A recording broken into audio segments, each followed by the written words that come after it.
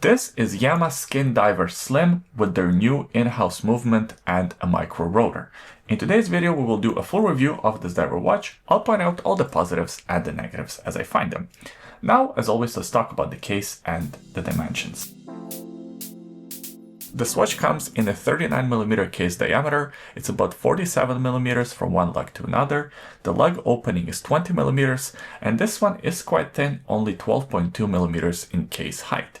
The case and the bracelet are made out of stainless steel, and they feature all brushed finish except for these beveled edges on the lugs that are executed with a high polish. Yema is a watch brand with a rich history. The design of this watch is actually based on a watch from 1963. It is sort of a modern reimagining of what that watch would look like in today's world.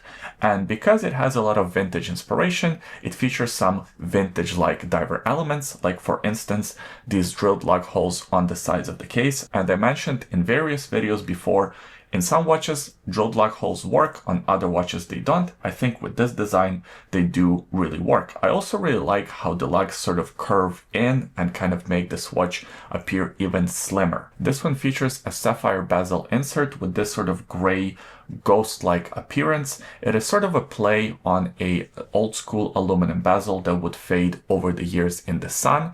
Well, now it's done in a sapphire, which of course would never fade. There's this giant lume pip at the 0 o'clock position, and this bezel is not 120 click, it's actually 60 click unidirectional bezel action. The bezel action is very nice and firm, and because of the way this case and the bezel is designed, it has plenty of clearance for your fingers to grip it, which makes it pretty easy to turn, and overall the bezel action is very nice, firm, solid. I am a big fan of it. There is pretty much no backplay whatsoever. Really like how this bezel feels. This diver comes with 300 meters of water resistance, so of course it has a screw down crown that's located at the 3 o'clock position. Another sort of vintage inspired element is the fact that this crown has no crown guards. It is sort of freestanding, and it is quite large, but I think again with the design and the proportions, it does work. It's finished with a high polish and it is signed with a Yema logo. At the back of the watch, you find a screw-down case back. It's a display case back displaying their brand new movement that I'm going to talk about in a couple of minutes. And at the front of the watch, you have this double-domed sapphire crystal. Again, another vintage-inspired element. I really love the distortion angles you get from this crystal. Just looking at it from different vantage points gives you very interesting play. And also, I really like how these indexes shine in the light in combination with that double-domed sapphire crystal. Speaking of the applied indexes and the dial, this one has this sort of gray faded look to match the color of the bezel. It also features these applied indexes all around. You have the bigger indexes for the 3, 6, 9, and 12. And these indexes also feature the Arabic numerals in writing on them. To be fair, that's not my favorite part of the design. I understand why they did it, because it's more faithful to the original and it is part of Yema's branding, Yema's heritage. I personally would probably get rid of that. Not a big fan, but to each their own, as they say, and it is a very small element of the design.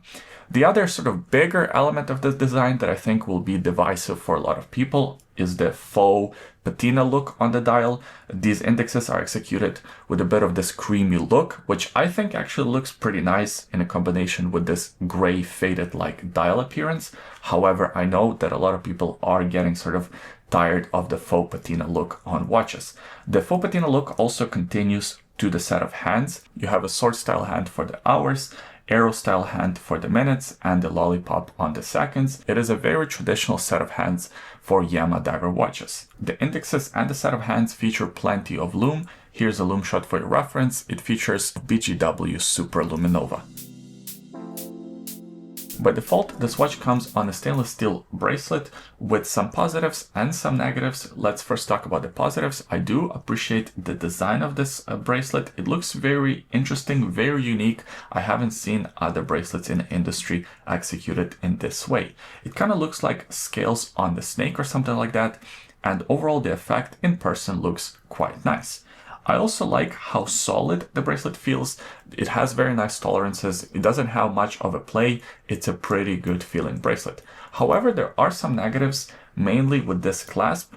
And on the surface, there's really nothing wrong with the clasp. It's just a standard sort of double safety deployed clasp that's engineered and has 4 micro adjustments and a diver's extension. And even though functionally there's really nothing wrong with this clasp, I think a watch in this sort of over $2,000 price category deserves a slightly better clasp. This one here just kind of looks a little pedestrian, if you will. The other design element of this bracelet that I don't think belongs in this price category are the push style pins. I am known as someone who complains about this in watches because in my opinion, having screw in place pins makes your life so much easier for those days when you have to resize the bracelet. Here you have to have a pin, you have to have a block, and it's a bit of a pain in the neck to resize the bracelet. On the positive, once you resize it, you probably don't have to deal with it again. And the last thing I want to note about the design of this bracelet is how it kind of curves and how it stays rigid. As you can see here, the bracelet kind of flanks out, and the way it hugs your wrist makes the watch wear larger. In fact, here's the watch on my 7¼ inch wrist. As you can see, on my size of a wrist, the watch wears perfectly comfortable. I have no problem. I have no awkward angles. However, I can imagine if you have a bit of a smaller wrist, and even though the diameter and the lug-to-lug distance of this watch is fairly reasonable, because of the way this bracelet is designed, it will wear too large for you because this bracelet with its design kind of flares out. So do keep that in mind if you have a bit of a smaller wrist. On the positive side, I think the weight is nicely balanced. I also like how thin this watch is, so it pretty much slides under the cuff of any shirt. Even with that double domed sapphire crystal, it is still fairly thin, so you can wear this watch to the office as well as to the beach. And one of the reasons why this watch is so thin is because of this new micro-rotor movement, the calibre CMM.20. It's an in-house Yema caliber movement. So they actually have developed this movement. It is finished with this sort of black, almost DLC coating, but it's not DLC coating. It's some other type of coating that makes it look very distinct, very different from anything else in the industry. And I actually think that's kind of a genius move because instantly, when you look at this movement, you recognize it as Yema's movement. So that's pretty smart. The micro-rotor is made out of tungsten, I guess for more mass as well as more durability. So that's a good touch. And overall, this movement has some impressive specs. It's a high beat movement that beats at 28,800 vibrations per hour. It has 33 joules and 70 hours of power reserve, which is pretty respectable. The accuracy on the movement is supposed to be -3 + 7 seconds per day.